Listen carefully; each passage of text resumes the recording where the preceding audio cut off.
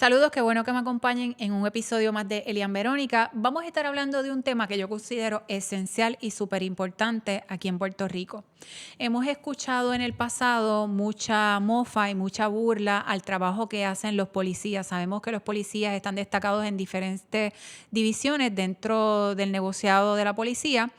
Y lo que hemos visto en estos últimos años es lamentablemente un desprecio al trabajo de estos puertorriqueños y puertorriqueñas que se levantan por la mañana para proteger y dar seguridad a los ciudadanos, sin negar, ¿verdad?, que han habido excepciones de policías como en cualquier otras profesiones que han cometido errores o policías que no son diligentes ni efectivos en su deber. Aún así, la mayoría de los puertorriqueños cree en el trabajo de la Policía de Puerto Rico.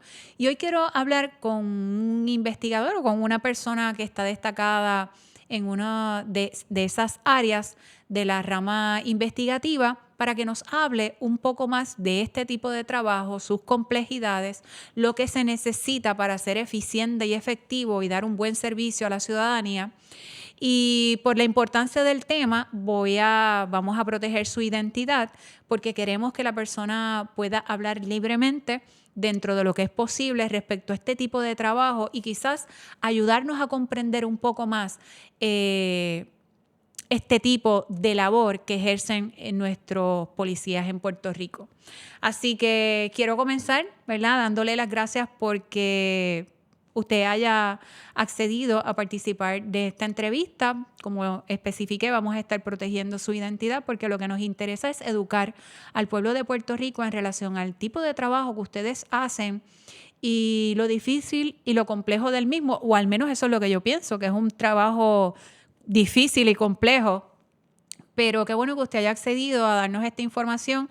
Otra cosa que yo pretendo con esta entrevista es que los padres de familia y la ciudadanía conozcan de primera mano cómo ustedes que están en el día a día en la batalla con la criminalidad y con las investigaciones de crímenes, cómo ustedes ven el asunto de la criminalidad a través de sus ojos y qué consejos usted podría o recomendaciones usted podría darnos a nosotros los ciudadanos y sobre todo a los padres de familia que están tratando de criar, ¿verdad?, niños y jóvenes para que sean personas de bien, pero que se encuentran con una cultura que no necesariamente esos son los valores que apoya.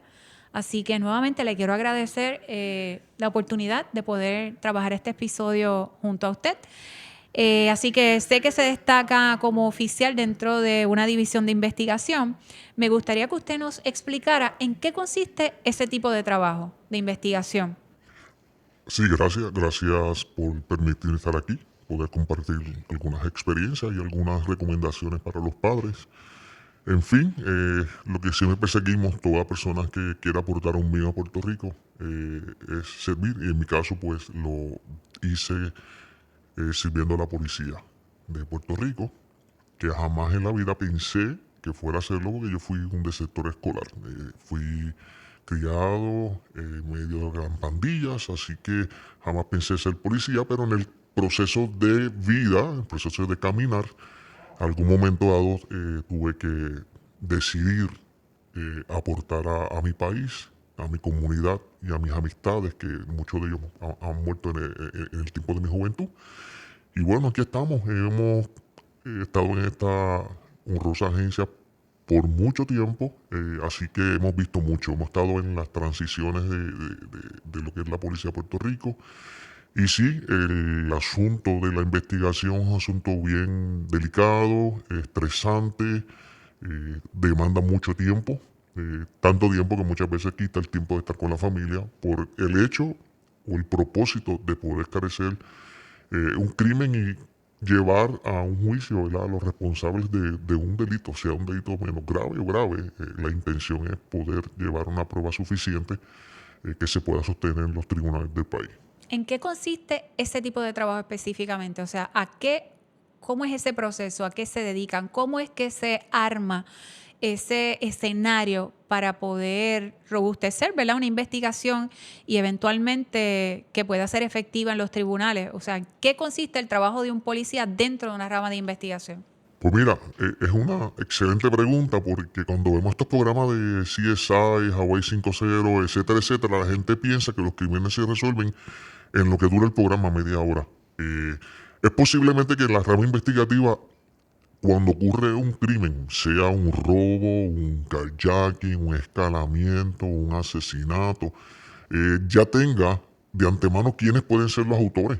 Eh, pero con yo saber quiénes son los autores no es suficiente para llevar a estas personas a un proceso judicial. Claro, eh, por eso es complicado. Así que, ¿cómo comienza la investigación? Sencillo, tiene que ocurrir el delito.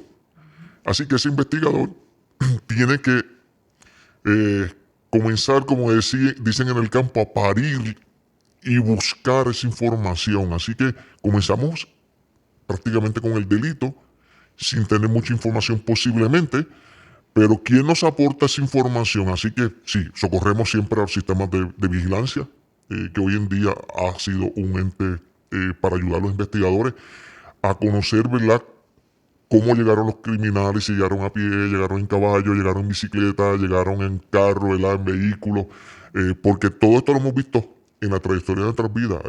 Han llegado personas a asesinar en caballo, han llegado en bicicleta, así que es un medio de transporte, así que las imágenes siempre son utilizadas para darnos un insumo de lo que allí ocurrió, aparte de que Eso es en evitamos áreas donde haya, ¿verdad? donde hay Ese tipo cámara, de claro, tecnología. y tratamos y orientamos a las personas no, ¿verdad?, publicar esto.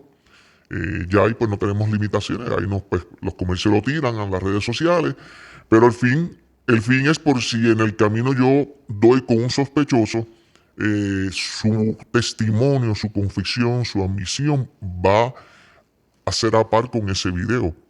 Por eso es que muchas veces los investigadores un poquito nos resentimos cuando las imágenes salen en la prensa, eh, Es una manera de adelantar de quizá parte de su adelantar. estrategia. Sí, yo diría que más bien es la parte de. Yo fui el primer canal que lo lancé, la competencia, el marketing, ¿verdad? Pero no saben el daño que le hacen a los investigadores. Porque cuando yo en mi camino encuentro un testigo, son cosas que un abogado pudiera postular, ¿verdad?, en un proceso de tribunal. Así que tengo que buscar en medio del crimen. Si no tengo cámara, los testigos. Los testigos son esenciales en la investigación ¿Cómo criminal. llegan ahí? ¿Es algún tipo de inteligencia? ¿Ustedes tienen algunas personas que ya conocen quizás en las comunidades? ¿O tienen que empezar? Digo, supongo que en ocasiones hay que empezar de cero. Mira, las ramas investigativas, los policías, el que da charlas educativas, el que da el boletito, el que patrulla, todos los policías tienen amistades. Amistades que ofrecen información. Hay confidentes que cuando ocurre un delito tienen una buena amistad con usted porque usted lo trató bien, porque usted le radicó, pero usted lo trató con respeto y con dignidad. Y esa amistad quedó, a pesar de que hubo un incidente, pero esa amistad quedó. Y nosotros hemos tenido la oportunidad de que personas llaman, dicen, usted están buscando a fulano que cometió el delito y andaba en este vehículo. Esa información no la tenía nadie. Así que comenzamos a darle veracidad a la información que comienza a llegar anónimamente. Claro, el 343-2020 es una aportación inmensa a la investigación porque hay personas que dicen, yo no quiero señalar en un tribunal, pero yo quiero contribuir con mi comunidad y decir lo que me llegó. Así que de alguna manera comenzamos a estar alerta a recibir información exterior. De igual manera, se activan ciertas unidades especializadas que tienen confidentes contratados y comienzan a buscar esa información y comenzamos prácticamente a depurar, a filtrar la información y ver cuán viable o cuán correcto va con la investigación. Así que no se da en un vacío. Se da con técnicas investigativas, con buscar los recursos externos. Cuando hay un crimen y hay más de una persona que lo presenció, tenemos mayor ventaja de recibir información versus a que haya sido una sola víctima en un paraje solitario. Ahí pues nos complica un poquito más la investigación. Ok, y yo podría pensar, ¿verdad? De afuera, que quizás cuando hay más personas podría complicar más la cosa, o sea que no necesariamente. No, el problema es, hay un pensamiento que dice que para que el mal triunfe, lo único necesario es que la gente buena no haga nada. ¿Qué está experimentando Puerto Rico? que la gente buena no está hablando.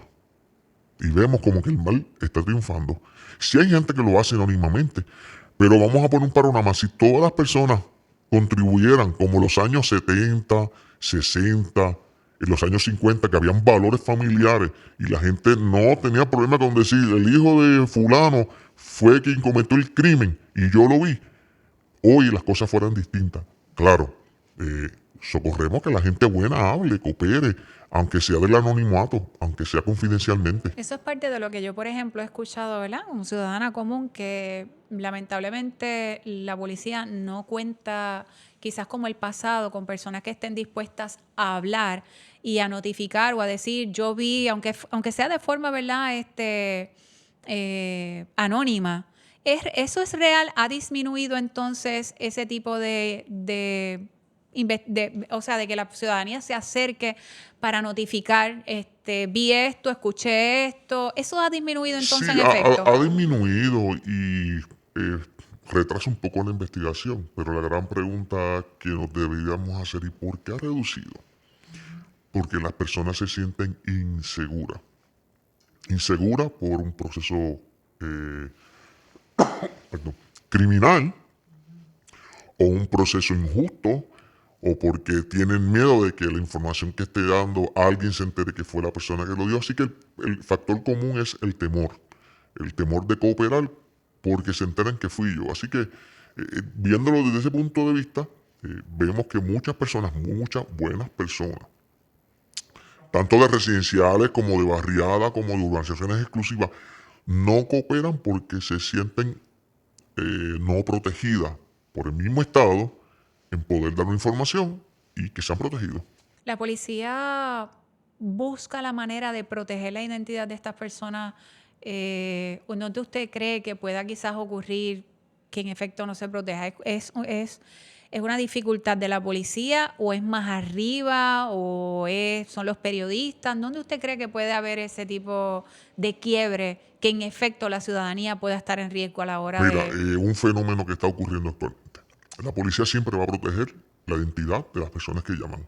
Por eso se tiene la línea 343-2020. 2020, que es la línea confidencial. Así que siempre la policía va a proteger la persona que es proactiva en dar una información. Pero volvemos al problema, al boom. Yo quiero reportar, yo quiero informar al pueblo, pero inconscientemente los canales televisivos eh, reportan, pero van al vecino donde ocurrió el delito y le invaden su privacidad diciéndome ¿qué usted vio? Y entonces exponemos a esas personas que sí observaron y lo que estamos haciendo sin querer, ¿verdad? Sin querer es no hable, no digas nada, yo vine a tu casa. Y eso es algo, ¿verdad?, de que debemos educar, porque tienes el derecho a libertad de prensa, pero el derecho de la intimidad de la persona, el derecho de la seguridad de la persona, el derecho de la comunidad, de lo que allí está ocurriendo, eh, el tiempo que yo he vivido, no he movido que estos asesinos vayan detrás de los vecinos. Hasta el día de hoy no ha ocurrido, eso lo vemos en las películas. Pero no estamos diciendo que no pueda ocurrir.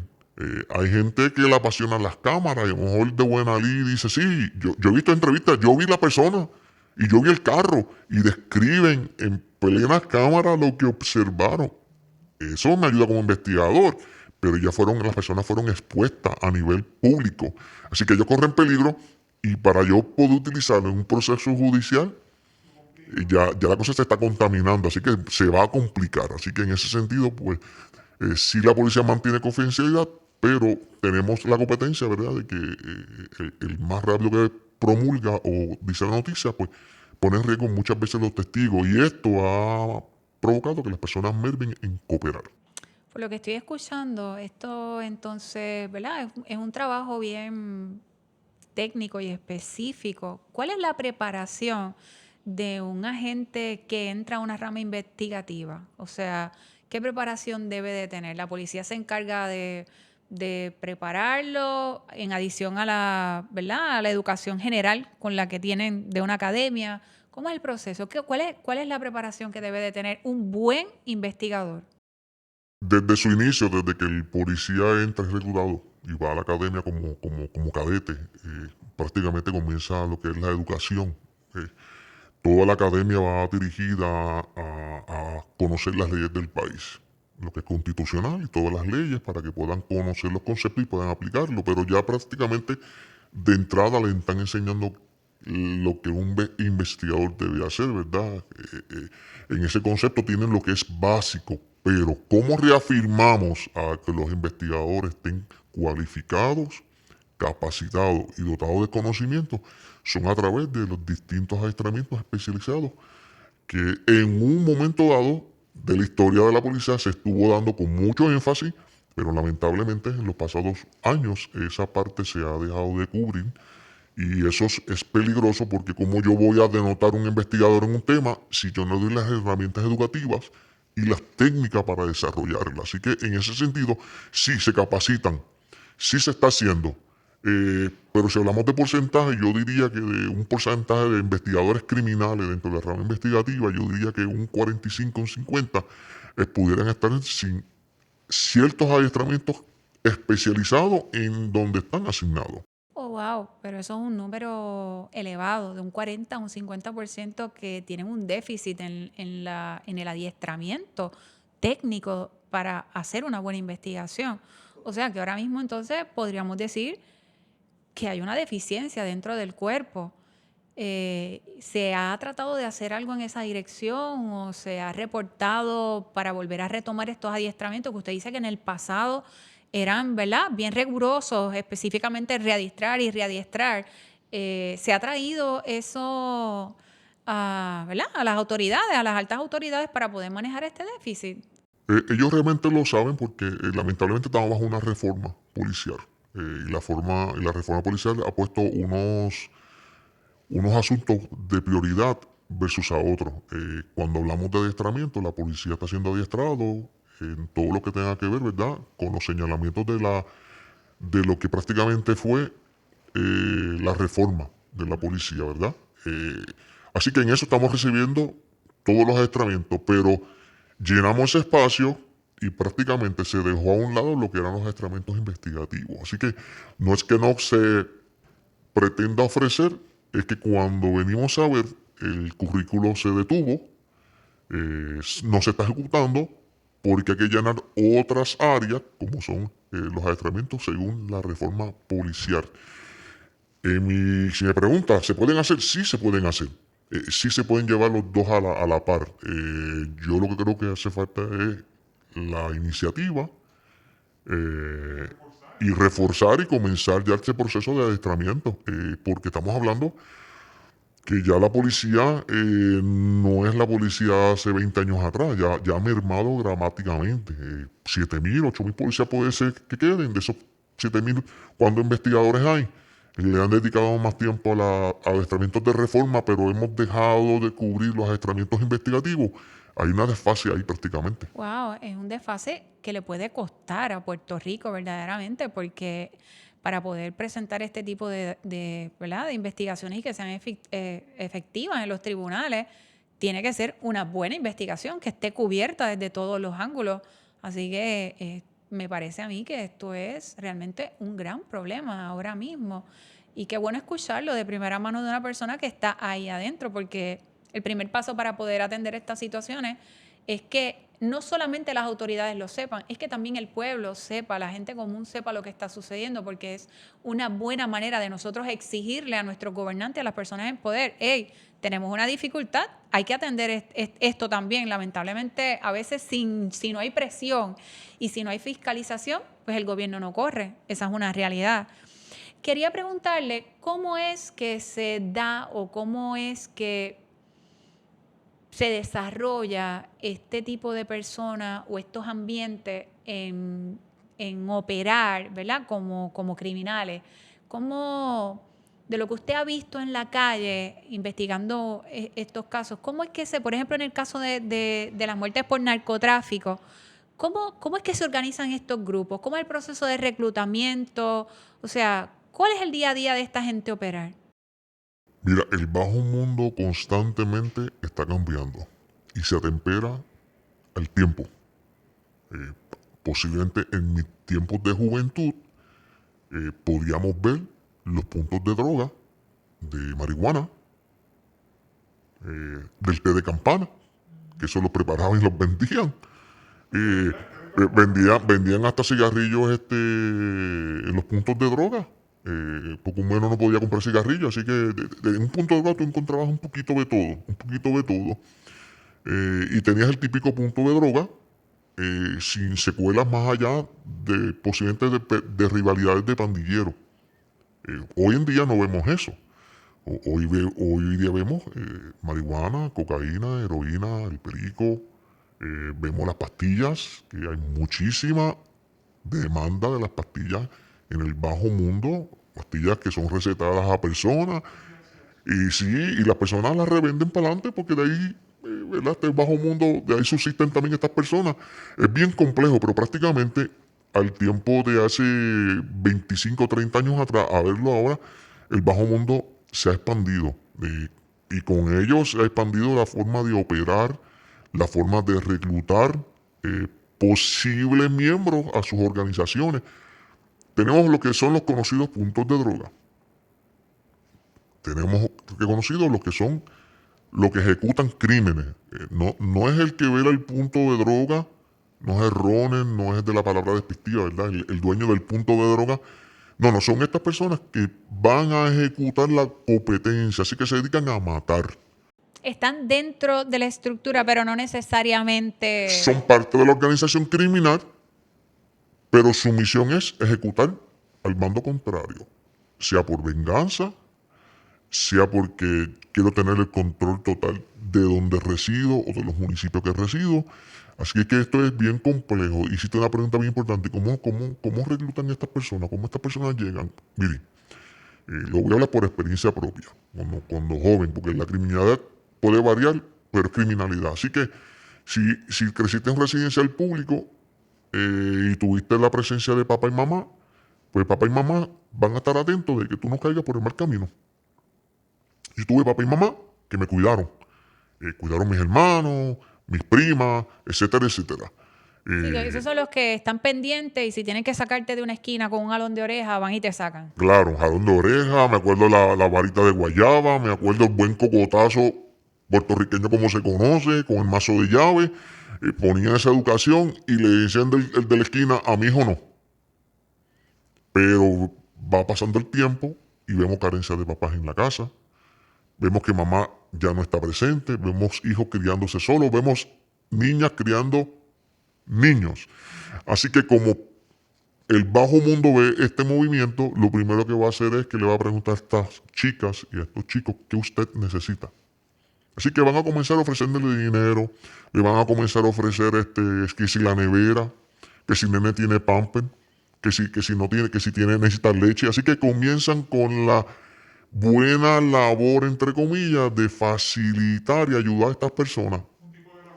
Un tipo de labor social, pero el fin es que comprarte, lavar tu mente y aunque no participe de mi crimen organizado, eres parte. Y en algún momento dado me vas a devolver el favor. Sea porque me vas a avisar que la policía llegó, o porque viste algo distinto, o porque tu hijo creció y lo dejaste participar con nosotros en el rol que se le vaya a dar. O sea que si te estoy escuchando, puedo pensar que no necesariamente es un reclutamiento obligatorio de que te coacciono o de que te obligo, más bien es como una dinámica sutil, es como un quid pro quo, yo te doy y tú eventualmente terminas dándome. Son estrategias. Pero podría darse que se dé coacción también dentro de este mundo. Por ejemplo, quizás yo no estoy de acuerdo contigo, pero me tienes que guardar estas armas aquí y si no, te vas a meter en un problema conmigo, te tienes que ir de este residencial. ¿Eso Sí, se da o no? ese tipo de experiencia sí se vive. Por ejemplo, una de las circunstancias que sí están experimentando lamentablemente estos residentes es que la gran mayoría, y depende del residencial y la complejidad ¿verdad? Del volumen de personas, pero me consta de que duermen con las puertas sin seguro. ¿Por qué? Porque el dueño del punto va a ir allí y va a hacer una inspección visual a ver quién está allí. Dos, le va a pedir los teléfonos. Vamos a ver si alguien está llamando aquí a la policía. Así que viven coaccionados. No, te tienes que ir de este apartamento, no digan a vivienda, incautan ese apartamento y meten allí muchachitos nuevos, gatilleros, vamos a guardar las armas, vamos a guardar las drogas aquí. Te tienes que ir y no puedes decir, no puedes reportarlo. Eso se está dando en todos los residenciales del país. Mire, que yo lo estoy escuchando y honestamente yo no sé, trato de contenerme porque en ocasiones cuando nosotros escuchamos los debates públicos y cuando escuchamos a la prensa y a los analistas políticos, muchas veces, digo analistas políticos, ¿verdad? Porque ahora todo el mundo es analista político. Cuando los escucho hablando sobre estos temas, sobre no, que la policía no se puede meter allí porque la policía al entrar a estos lugares lo que hace es estigmatizar a la gente que vive en los residenciales, así como entró, que se vayan rápido, que la policía... Entonces yo me pregunto, lo estoy escuchando a usted, yo digo, es que ese es el desconocimiento que tienen estas personas, como también lo tengo yo y lo tienen muchas personas, muchos ciudadanos, de realmente lo que ocurre en estos escenarios, cómo es el proceso de reclutamiento, que no necesariamente haya coacción, pero sí puede que también la haya, como usted nos está explicando, pero también cómo el trabajo de la policía es tan menospreciado y tan desconocido. O sea, por un lado, estos son los eventos que se dan dentro de este ambiente, pero por otro lado, en la discusión pública le decimos a la policía, no intervenga, porque si tú intervienes, al tú intervenir estás sencillamente estigmatizando a estas personas. O sea, es realmente una falta de conocimiento craso. Pero son la gente que están detrás y están viendo de lejos. Estas personas que son locos protegiendo los derechos constitucionales. Los veo por montones. Y con esa misma palabra, no, que estamos estigmatizando, ¿verdad? O estamos juzgando a estas personas residenciales. Métete allí, haz algo pro. Cuando la policía entra a estos residenciales públicos, la gente buena se siente segura. Los niños comienzan a jugar afuera.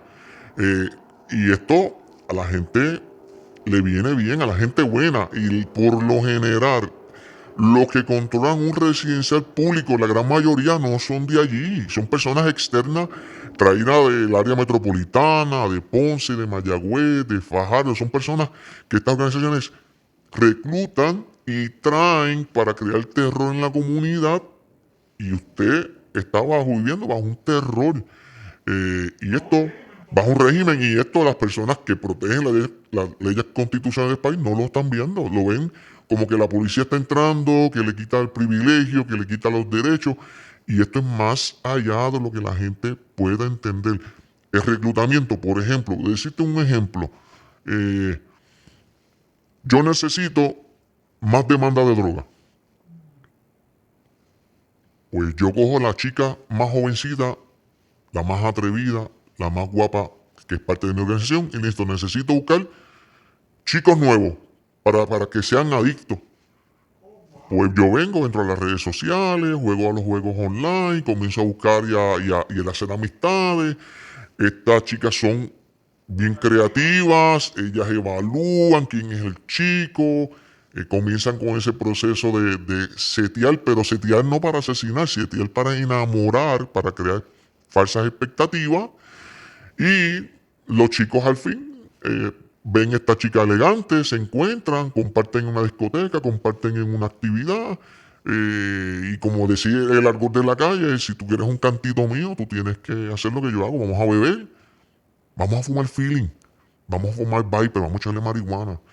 Y empiezan en ese proceso, muchachos que nunca probaron droga, solamente por estar con la chica, o tener una noche de relación, o tenerla por un mes, 2 meses, O a lo mejor están pensando que los pueden van tener llevando exacto. a que caigan en las adicciones. Comienzan con marihuana, comienzan a mezclar, y cuando venimos a ver, reclutan a potenciales adictos a caer en la sustancia controlada. Esto ha existido siempre. Yo quiero decirle a usted que a lo mejor eso ha existido siempre, pero para mí es nuevo. Para mí, honestamente, yo lo estoy escuchando y de verdad que me cuesta creer, o sea, que a ese nivel sea este proceso de reclutamiento. Y no es reclutamiento para pertenecer a la banda o ¿verdad? A la organización criminal, sino un reclutamiento para desarrollar adictos. Es correcto. La primera es gratis, la segunda es gratis, la tercera aporta un poquito en lo que estamos consumiendo y cuando venimos a ver la persona cae en una adicción y las drogas son adictivas. Así que se reclutan universitarios, se reclutan personas de comunidades normales, profesionales. Así que si yo tengo una mente criminal, yo tengo que buscar personas que me puedan mantener mi punto funcional, pero que puedan aportar en medio de la adicción. Así que, ¿quién puede creer o quién puede darle certeza a esto? Aquellos padres y madres y familiares que han tenido un familiar que ha caído en adicciones. Y voy a decir, lo que dice ese señor es cierto, porque yo lo viví, yo lo experimenté. ¿Y cómo sabemos esto como investigadores? Porque los mismos individuos que cooperan con nosotros nos pasan la información. Ese es en cuanto a reclutamiento para que de alguna manera sean adictos. Muchos jóvenes caen, otros no caen. Así que esto es como un experimento. Yo voy a tratar de hacer mi rol y voy a traer uno, dos, tres adictos, digamos de 20 muchachos, pero lo cierto es que está ocurriendo. ¿Y estas jóvenes que participan dentro de estos esquemas son menores de edad o son ya que tienen mayoría o es indiferente? Puede que hayan menores de edad o también adultas. No, aquí es indiferente. Aquí después que la chica presente que tenga un buen cuerpo, que sea guapa, que sea atractiva, eh, las utilizan.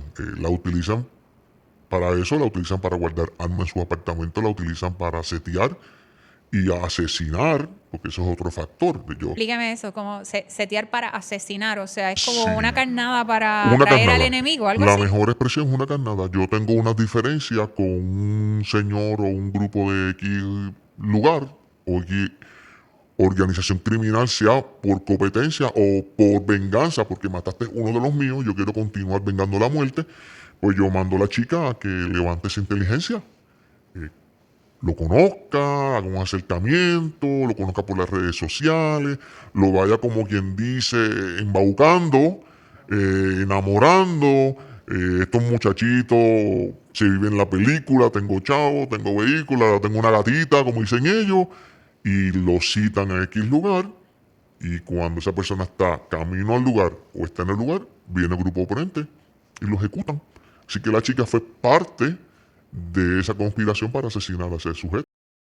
Oh, wow. Realmente esto es más complicado de lo que la mayoría de la gente a lo mejor conoce, incluso que la mayoría de los periodistas y los propios analistas realmente conocen de cómo es que se da estas dinámicas dentro del mundo de la criminalidad, ¿verdad? Y del narcotráfico.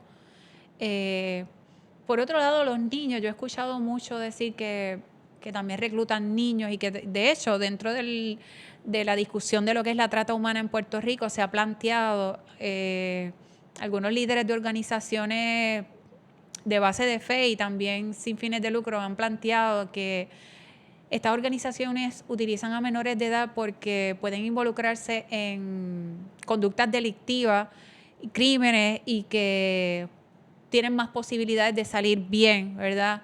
En comparación con un adulto. ¿Eso es cierto? ¿Eso se ha dado o no necesariamente es así? Totalmente cierto. ¿Quién es más que las instituciones sin fines de lucro que lo que buscan es un bien para estos niños, ¿verdad? Porque sí estamos viendo que nuestros niños están siendo usados para la trata humana de muchas maneras. Venta sexual, para esclavitud laboral y ciertas cosas. Sí, eso es cierto. Esa dinámica También se utiliza entonces en el narcotráfico.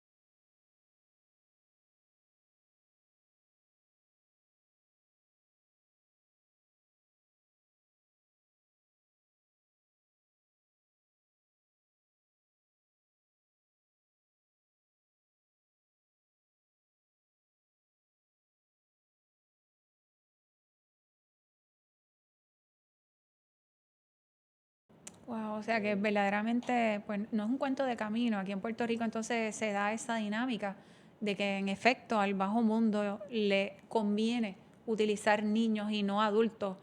Y me hace sentido porque cuando vemos muchas de las personas que están en las cárceles, tampoco es que sean, ¿verdad? Personas de 60 o 70 años, ¿no? Lo que por lo general son personas entre adolescentes y mediana edad. Y la mayoría de ellos reportan que comenzaron desde muy pequeños. Así que pensemos estratégicamente. Yo prefiero tomar un niño, o un joven, o un menor de edad, y conducirlo al mundo, ¿verdad? Al bajo mundo. Cuando tenga edad de adulto, él va a ser fiel a mí. Él me va a responder, me va a seguir. Así que eso es una forma de adoctrinar a estos niños dentro de lo que es el bajo mundo. Así que le han estado dándole el cariño que posiblemente papá nunca le dio o porque estuvo ausente y ellos se lo brindaron y ellos pues vieron el amor de padre y lo aprendieron de otra faceta, lamentablemente por el bajo mundo.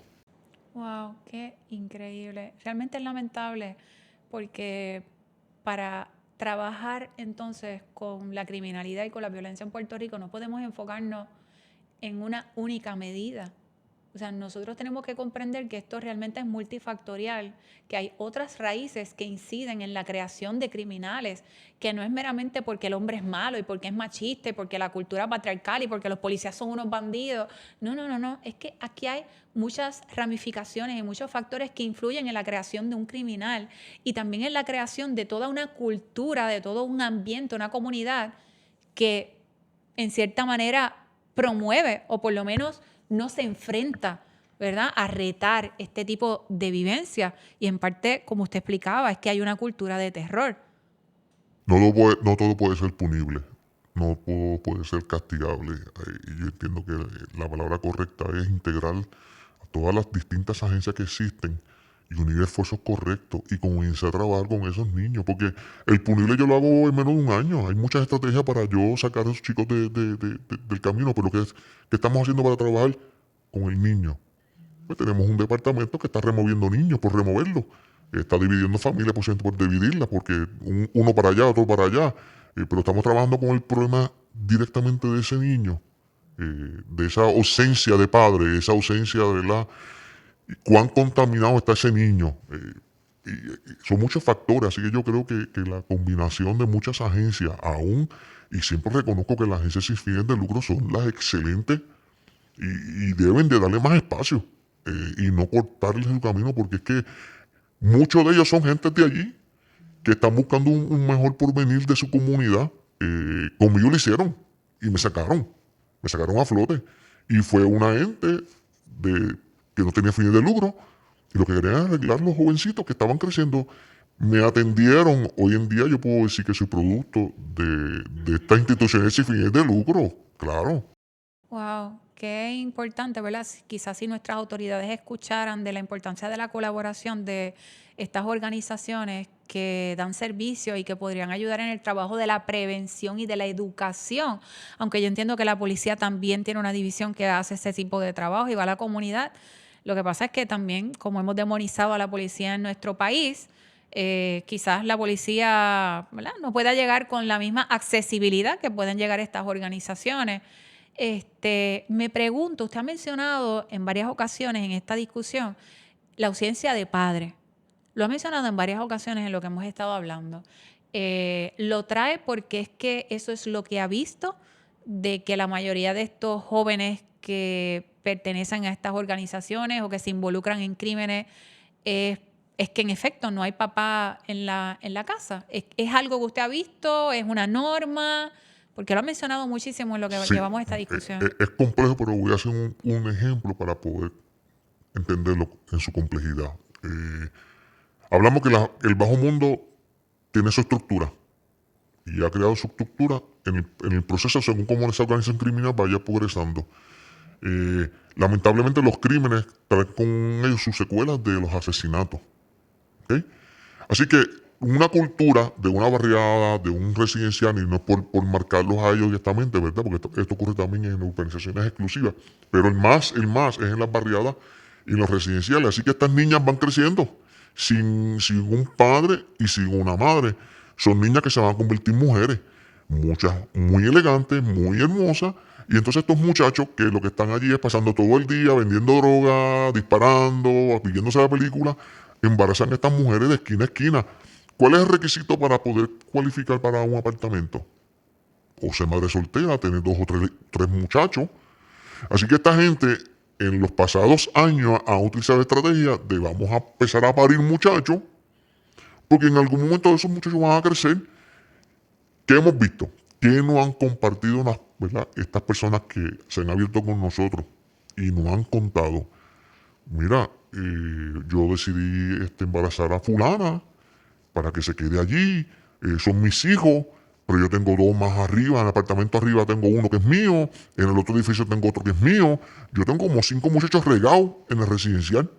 Pues como ellas dicen que se puede, pues se puede, así que esta pelea de quién no existe, siempre existe el celo y las peleas que se dan, que vemos en los videos porque me quitaste el marido, qué sé yo qué, pero el hecho es que no se protegen la idea y el concepto es procrear, procrear, procrear. La pregunta que nos hacemos, ¿y esa familia va a ser estable? Procrear sin responsabilidad. Sin responsabilidad, porque no va a tener una responsabilidad paternal que esté físicamente allí, porque a la larga usted puede procrear negligentemente, pero el hijo no lo va a querer, porque es tuyo, pero estamos viendo en estos últimos años que ese concepto, está bien, eres mío, pero yo no tengo la obligación de criarte, yo no tengo la obligación de fomentarte, que sea tu madre quien te quiere, que sea tu madre quien te corrige las asignaciones, que sea tu madre la que te lleva a la escuela. Así que no hay esa interacción de papá con el hijo. Y yo creo que es megamente importante que la relación de padre esté presente en la vida de los hijos. Primero porque representa autoridad, representa seguridad. No es parte del patriarcado como lo se quiere vender por ahí. Esos son otros inventos de otra gente. Papá es la base sólida de una relación familiar. Es el que te va a defender, te va a cuidar. Es el eslabón. Mamá te puede decir yo te amo, pero cuando un papá le dice a un hijo yo te amo, feliz cumpleaños, crea lazos fuertes. Lazos fuertes. Así que lamentablemente esta ausencia de padre lo hemos visto en estos jóvenes que se han abierto con nosotros, que han confesado delitos, y yo soy de los que me gusta preguntar. Y cuando pregunto por los padres, me dice que yo nunca conocí a mi papá. Mi papá nunca me dijo que me amaba. Yo no conozco ningún momento en que mi papá me cantó cumpleaños. Papi nunca fue a la escuela. Yo no sé quién es mi papá. Bueno, sí, papi tiene como 5 más en el residencial. Cuando escuchas esta historia, no hay que ser científico, no hay que tener estadística para decir que ausencia de papá afecta el crecimiento de un joven, de una joven. Exactamente, de un joven y de una joven también. Volviendo al tema de las investigaciones de ustedes, ¿verdad? ¿Cómo entonces operan, cambiando un poquito de lo que sería, ¿verdad?, un asesinato o un crimen fuera de la comunidad, cuando son en estas comunidades donde están ancladas organizaciones del narcotráfico? ¿Cómo hace un agente investigador en esos escenarios? ¿Es más complicado que en una comunidad, ¿verdad?, cualquiera, o es distinto? ¿Se requieren de más esfuerzos? ¿Cómo ustedes logran adentrarse en estos escenarios para poder armar una buena investigación? Cuando existe la represalia o verdad un control total en un residencial público, a utilizarlo como ejemplo, una barriada o una calle particular, la gente se cohíbe en cooperar. Porque allí tienes el asesino, allí tienes el criminal. Así que de antemano no tienes una buena cooperación como investigador. A menos que tengas lazos de tener cierta buena información o contactos que has hecho con investigador en el camino y que esas son las primeras informaciones que te van a llegar anonimadamente o que ese agente investigador tenga, como decimos nosotros, ¿verdad? Personas que están ahí, que son residentes buenos, pero ya hemos ganado la confianza, te llaman a tu teléfono personal, aunque sea bloqueado, y dicen, mira, fulano y vengano, sutano, participaron, pero te estoy dando la información, ahora tú tienes que parirla, tienes que buscar cómo acusarlo. Pero sí hay gente que colabora y da esa información. Es difícil. Eso podría entonces ser uno de los motivos de por qué no logran estos casos llegar a tribunales, esa falta, ¿verdad?, de cooperación de la propia comunidad y, ¿verdad?, porque le pueden dar un pie forzado, como usted dice, pero encárgate tú de parir la investigación. Y esa es la limitación que tienen los investigadores para ir la investigación. Si las personas se abrieran más, aunque sea anónimamente, de brindar más información, quien tiene que montarlo es el investigador, porque los casos se van a probar, ¿verdad?, con hechos reales, en derechos, sin violentar ninguna constitución. Pero eso lo obtenemos de acuerdo a la información que estamos recibiendo. Ahí pues prácticamente, como decíamos al principio, utilizo ciertas unidades especializadas, pero es bien difícil, ¿verdad? La gente quiere que ese asesino, por ejemplo, esté preso mañana. Y no es tan fácil, no es No es eh, sencillo, tan punto. sencillo. Yo puedo tener una persona que confesó que participó con él, pero yo tengo que levantar mi investigación de corroboración. Eso no es que yo estuve, pasó esto, fine, vamos a radicar. No, yo tengo que ahora corroborar ese testimonio porque un abogado me va a preguntar si yo corroboré. Así que bajo las reglas de procedimiento criminal, yo tengo que hacer una investigación que sea 2 o 3 días. Bueno, son los casos típicos de feminicidio, que sabemos que fulano mató a su pareja y yo tengo que durante esos 2 o 3 días levantar toda la información corroborativa de aunque él me está manifestando que fue, de que realmente haya sido él. Así que no es tan fácil lo que es un proceso investigativo. O sea, que ni aún aceptándolo es tan fácil. No es tan fácil para erradicar. Y a Porque eso súmale lo que usted mencionó al principio, que hay un déficit en el adiestramiento de estos agentes que están en las áreas de investigación. sí, por ejemplo, tú quieres combatir lo que es el crimen de cuello blanco, ¿verdad? Que es lo poco que se está atacando. Yo entiendo que debe ser una de las prioridades de cualquier plataforma de gobierno es atacar el cuello blanco porque de ahí emanan las instrucciones, de arriba. Así que si tú vas a investigar ese rol, pues usted como investigador necesita ser equiparado en adiestramiento de cuello blanco, investigación básica, avanzada, seguimiento. Hay muchos adiestramientos para yo especializarte en esa área y más los adiestramientos utilizando las redes sociales, que son una herramienta excelentísima para los investigadores, pero debo de equipararte y adiestrarte para que lo utilices como una herramienta. Y en ese sentido, vemos un desfase de que se ha abandonado en ese O sentido. sea, que usted está diciendo es importante. Así que aquí en Puerto Rico prácticamente la investigación de estas personas de cuello blanco no se está llevando a cabo. Se están llevando a cabo, lo que lo está llevando a cabo son los federales. Claro, los federales están presentes, pero ¿quiénes son los que componen los federales? Son policías atachados a los task force con ellos. Así que sí se está trabajando, pero yo creo que la policía tiene la capacidad y tiene el personal para poder hacer divisiones particulares y no darle o soltarle esa responsabilidad a las agencias federales. Claro, yo creo en los federales el procedimiento es mucho más rápido, mucho más sencillo. Tiene que ver mucho con la cuestión de las constituciones, de los derechos penales. A nosotros nos cuesta poder radicar un caso y nos puede coger 1 año, 2 años el proceso de juicio. En los federales es rápido. En ese sentido, pues lo vemos bien. Pero yo creo que la policía tiene el conocimiento, el personal, los instructores los tienen para poder equiparar buenos investigadores. Estamos hablando de que existen, son pocos, pero en los próximos años esos investigadores de experiencia se van a ir. ¿Y cuál va a ser la circunstancia? De que no vas a tener investigadores de experiencia para poder reeducar a los nuevos policías que quieren ser investigadores. Así que ahí es que está el desfase, ¿verdad? De que no estamos preparando ese grupo para nuestras futuras generaciones. Podríamos tener una crisis en ciernes. Claro. Obviamente, ustedes que están dentro del campo la pueden identificar. Probablemente nosotros que estamos afuera y que escuchamos de oída, pues no tenemos ni idea de lo que pueda suceder en nuestro andamiaje de seguridad dentro de muy poquito tiempo. Yo diría que pronto el juez que está bajo la reforma, el señalamiento que va a hacer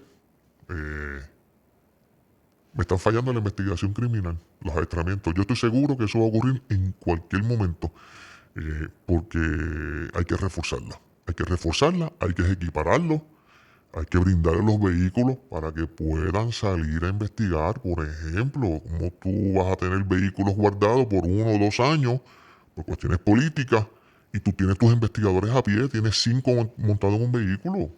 Eso no tiene, matemáticamente no te va a dar resultado. Por lo general lo que ocurre es que lo sacan 2 o 3 meses antes de la campaña, antes de las elecciones, o ¿verdad? Bueno, como ocurrió recientemente, te dieron los vehículos, pero entonces te los diste sin autoexpreso. Entonces, te tenés que ir por la número 2, por ejemplo, de Mayagüez, ir a Guadilla, bueno, no hay autopista, pero de Mayagüez ir a San Juan, pero te tienes que ir por la número 2 porque no puedes coger autopista. Entonces, ¿dónde estuvo la falla, verdad? Eso es obstaculizarle el trabajo Claro, verdaderamente claro, a los policías, claro. por favor. Es increíble. Las cosas que están en nuestro país es increíble. Me gustaría preguntarle cómo ustedes que están en estos ambientes en extremo de gran tensión, ¿cómo ustedes se cuidan? O sea, ¿cómo un agente que está en la división de investigación trata de cuidar su salud mental y de protegerse, proteger sus emociones? Es drenante, ocasionalmente frustrante. Tú tienes un buen caso y por alguna razón en una regla 6 ver, por ejemplo, la regla 6 es un proceso que es con una cintilla de prueba, pero tenemos unos abogados que quieren llevar un juicio y ver cómo un juez se lo permite. Eso es drenante para el policía, eso es frustrante, porque esa no es la etapa. Pero nuestra judicatura lo ha permitido y eso frustra al policía, frustra al investigador. ¿Cómo lidiamos o cómo se lidia con eso? Con pasatiempos que uno tiene. Eh, la policía tiene psicólogo. ¿La policía les permite a ustedes cuidarse? Sí, la O sea, policía ¿eso ha mejorado o usted cree que eso todavía se ha está...? reforzado un poco. Digo un poco, ¿verdad? Porque yo entiendo que debe haber más psicólogos, más especialistas en las regiones como tal. Tener psicólogo, tener consejero, todo lo que sea profesional que prevea, ¿verdad? De que la persona se afecte emocionalmente, debe de tenerlo. En ese sentido, la policía debe de reforzarlo. Por ejemplo, yo tengo un estrés, pues yo sé que yo lo puedo manejar, por muchas razones lo puedo manejar, pero sigo siendo humano. Me va a salir mi lágrima, me va a salir mi coraje, posiblemente lo voy a reflejar en mi hogar, lo voy a reflejar con mi hijo, con mi esposa. En ese sentido, hay que trabajarlo un poquito más, ¿verdad? De darle más herramientas. Porque puedo decir, los programas están ahí, es que tiene que pedirlo. Oye, por experiencias no lo van a pedir. No lo van a pedir, primero, si eres hombre, por el machismo no lo vas a pedir.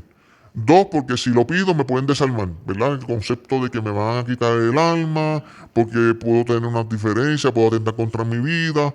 Así que en ese sentido hay que reforzar un poquito más. Todavía el sistema entonces no provee para ayudar a ese policía a que pueda desarrollar una buena salud mental, a que pueda manejar estos estresores, que no son los estresores normales y comunes que tiene cualquier persona por ahí que trabaja vendiendo pan en una panadería o trabajando en una oficina o llenando papeles.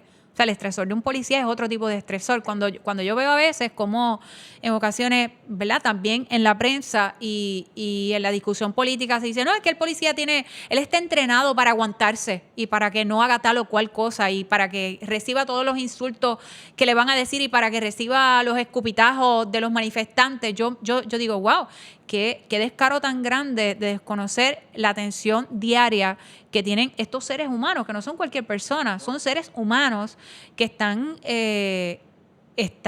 a prueba todos los días de su vida, trabajando con diferentes Y situaciones. personalidad de la calle, porque está como usted dice, que te escupe, es que te baja todo el alfabeto contra ti, contra tu mamá, contra tu familia. Al policía no se le adiestra para eso. Yo he escuchado supuestos comentaristas, supuestos porque, ¿verdad? Que dicen que el policía está adiestrado para esto. El policía no está adiestrado para recibir ofensa. El policía es un ser humano que tiene corazón, tiene familia, no es un robot. No es una persona que cierra los ojos, abre los ojos y ejecuta, no. Y bien bajo este estrés, bajo esta frustración de que el mismo sistema, ¿verdad? No protege al policía. Cuando yo veo estas protestas inmensas, uno sale drenado del lugar porque uno dice, pero es que el Estado no me está protegiendo, este tipo me mentó mi madre, Me dijo que yo no valía, me escupió, me puso comida de perro frente a mí, me orinó, porque hasta te tiran y te orinan, te tiran bombas de agua con orín, con ácido. O sea, entonces el policía tiene tanto y tanto encima que cómo lo voy a poder trabajar. El ejemplo más vivo, el retiro de los policías. ¿Alguien se ha preguntado si están trabajando emocionalmente con eso? No. Tenemos muchos policías que se tienen que ir y su sueldo va a ser de 600, $700 mensuales. Ya están en crisis, ya lo están verbalizando. ¿Cómo lo pueden manejar ellos si no tienen una persona que los ayude? Pues mira, lo van a resolver tomando, con servicios de cigarrillo, con apuestas, comiendo excesivamente, porque el estrés va a reaccionar en cada persona. Pero si yo no trabajo un tema tan delicado que es el retiro, que viene sonando ya de 5, 6 años para acá, y todavía tú no estás trabajando emocionalmente, preparándose policía, diciendo, ¿sabes qué? Es cierto, $700 no para vivir, pero fíjate, en tu caso, tú tienes profesión, puedes lidiar con esto, porque lo que buscamos a fin y a cabo es llevar al policía a una realidad para decir que aquí no se acabó. Y yo no quiero ser pitonizo, ni profeta, ni adelantarme. Pero ¿cuántos suicidios pueden ocurrir en los próximos meses o años?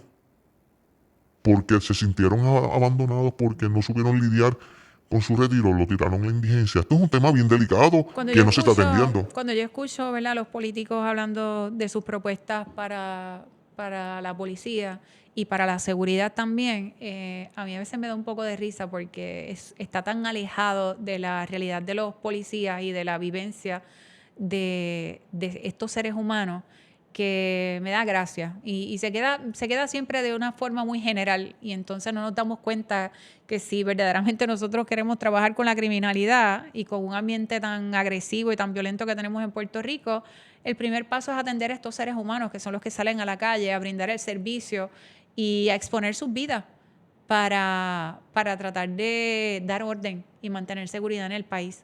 Para ir cerrando, a mí me gustaría escuchar qué usted le diría a las madres y a los padres de familia que están criando en estos momentos, que tienen quizás esta lucha con sus hijos adolescentes de explicarles: no vas para la calle por esto, no te quiero con fulano por esto, con qué muchacha es, para dónde es que tú vas, con qué muchacha, quién es esa nena, déjame. O sea, ¿qué mensaje usted, que trabaja investigando crímenes y que sabe cómo se mueve el cobre allá afuera, qué usted le diría a esos padres? Porque muchas veces le decimos a los padres: no, hazte los más panas y cool, los más panas cool de tus amigos, de tus hijos, y no le digas cosas muy fuertes porque los puedes herir. ¿Qué usted le diría a estos papás que están criando y que están en esta guerra de amar a sus hijos, pero también decirles: no, tú sabes qué, para allá no vas, no, esta música no la vas a escuchar, no, aquí a esta hora, o yo voy y te voy a buscar, o yo voy a estar por la zona observando? ¿Qué usted le diría a esos padres que están en esta guerra realmente? Yo diría que los padres en esta época están viviendo una de las épocas más difíciles de poder criar a sus hijos. Y no es porque el núcleo familiar esté, sino por las tentaciones que nuestros jóvenes hoy en día están enfrentando con las músicas, con las supuestas modas, con las supuestas cosas que tú puedes hacer, porque eso no es nada malo, como el fumar marihuana. Eso no es nada malo, que tú te fumes un motito, fumas un vape. Así que ¿qué consejo le puedo dar a los padres en esta hora? Y muy bien dijiste, ¿verdad? Ese concepto de ser bien amigos, tenemos que tener mucho cuidado con ser buenos amigos y no ser padres. Yo conocí una señora que me dijo, o una persona que yo conozco, me dijo: no, para que mi hija aprenda, que aprenda a beber conmigo. La muchacha tenía 16 años y estaba compartiendo cerveza con una niña de 16 años. Yo le dije: pero ya tú le estás fomentando a ella con 16 años tomar cerveza contigo. ¿Qué rol tuyo es de mamá decir no? Si tú cuando seas grande quieres hacerlo, pero mientras estés bajo mi techo, estas son las reglas. Nuestros jóvenes, eso se da en el proceso de la juventud, ¿verdad? Prueban los límites. eh, hasta dónde papi me permite. Y voy sacando límites. Padre, usted es papá y tiene una responsabilidad con sus hijos. Tienes que sentarte y hablar con ellos claramente de lo que están y pueden enfrentarse Y con lo que yo más o menos pude compartir con ustedes, que son algunos conceptos de cómo se reclutan a los jóvenes, su hijo puede ser producto de estos reclutamientos sin que usted se dé cuenta. Usted debe de conocer sobre las redes sociales. Usted debe saber cómo se navegan las redes sociales. Usted debe tener conversaciones serias con sus hijos en la mesa. Mire, coja la mesa, prepare una cena, acostumbre que en el momento de comer estén todos. Vamos a soltar los aparatos, vamos a preguntar a nuestros hijos cómo estuvo el día. ¿Qué me cuentan? Porque necesitamos ser padres, pero ganarme la confianza de mi hijo, que él se sienta libre y decir, papi, me pasó esto. Contra papi, a mi amigo le pasó esto. Y dentro de eso nos regañamos. Lo que es que educamos, ¿verdad? En estos tiempos era puño. Y uno aprendía a papá con los puños. Los conceptos cambian, ¿verdad? Así que yo, como mejor consejo le puedo dar a los padres es, tenga esa buena comunicación con sus hijos abiertamente. Habla de los temas, no permita que esos temas lo aprenda en la calle, lo aprenda erróneamente. Mire, tú vas a crecer, vas a tener tentaciones, van a haber muchachas que van a tener relaciones, pues explique las consecuencias de tener una relación sexual con una persona, las consecuencias de quedar embarazada, las consecuencias de enfermedades que se pueden transmitir. Eh, Estos temas se tienen que hablar en la casa. El ser honrado, tan sencillo que si estudia para el examen, no, que yo me voy a copiar de fulano, nos reímos. No, ese no es el hecho. Es, tienes que estudiar para que puedas sacar una buena nota y tú lo hayas alcanzado por tus logros, no porque te copiaste de fulano de tal. Así que tenemos de fomentar esa relación padre-madre con nuestros hijos. Estar atento a ellos, conoce a sus amigos. Prepara un barbecue en tu casa, dime, tráeme todos tus amigos, yo quiero conocer todos tus amigos. Es una estrategia y vas a conocer todos sus amigos, apréndete los nombres, coge los teléfonos de los papás, porque el día que tu hija no aparezca, tú llamas a papá. Mira, el mío tampoco aparece. Lamentablemente nosotros hemos visto muchachos buenos, pero han estado en el lugar equivocado y lamentablemente han sufrido las consecuencias de la delincuencia. Así que no hay nada más hermoso que papá se abra con sus hijos a conversar. Y si están divorciados, mamá, permítale que papá pueda relacionarse con sus hijos. No le quita ese derecho de padre. Puede ser el hombre más malo del mundo como usted, pero permite que ese niño se relacione con papá. Igual viceversa, cuando el papá tiene la custodia, que ese niño se relacione con mamá, con los abuelos, porque mientras estén rodeados de amor, yo creo que el amor es la barrera que nada puede destruir el amor, y el amor siempre va a fomentar las cosas buenas, no las cosas malas. Y siempre y cuando no haya violencia, ¿verdad? Porque en Claro, ocasiones tienen que haber unos límites. Si hay claro. violencia hacia mamá, ¿verdad? O hacia el propio niño, pues ya ahí eso es otro elemento. Pero definitivamente, a veces no nos damos cuenta del daño que le hacemos a nuestros hijos al tratar de limitarlos en su relación con papá o con mamá. Y siempre y cuando no haya violencia, ¿verdad? Y no haya daño, es importante que lo permitamos. Estoy de acuerdo con usted. Le quiero agradecer su participación, ¿verdad? Y hablar con nosotros sobre este tema tan importante. Yo sé que eventualmente vamos a seguir teniendo más temas porque este asunto del reclutamiento de menores, yo creo que es algo en lo que podemos profundizar eventualmente. Y usted habla de reclutar, ¿verdad? Para que estos puntos puedan tener adictos, pero ¿qué tal el reclutamiento para otro tipo de crímenes? Eso, ¿verdad?